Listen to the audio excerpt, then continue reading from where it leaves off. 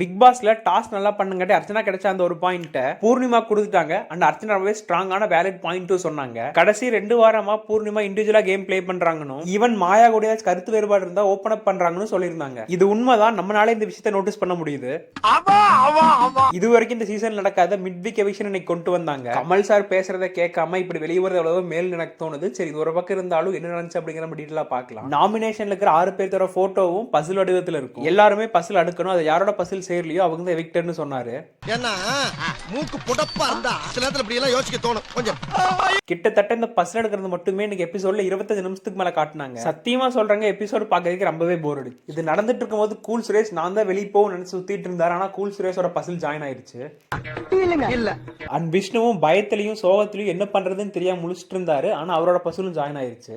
இல்ல தினேஷும் நிக்ஷன் மட்டும் ரொம்பவே கான்பிடண்டா இருந்தாங்க. அவங்களோட பசில் ஸ்டார்டிங்லேயே சேர்ந்துருச்சு. இல்ல போன வாரம் ஆண்டவர் ரோஸ் பண்ணங்காட்டி அர்ச்சனா ரொம்பவே கெட்ட பேர் ஆயிருக்குன்னு அந்த வெளியே வரும் நினைச்சிட்டு இருந்தாங்க. ஆனா அர்ச்சனாவோட பசிலும் சேர்ந்துருச்சு. இல்ல இப்படி நான் ஒன்னொன்னா சொல்லும் போது உங்களுக்கு கடுப்பாகுது இல்ல? இதே மாதிரி தாங்க எனக்கும் இருந்துச்சு எபிசோடு பார்க்கும்போது. சொல்லி நிறுத்துங்களேன்டா.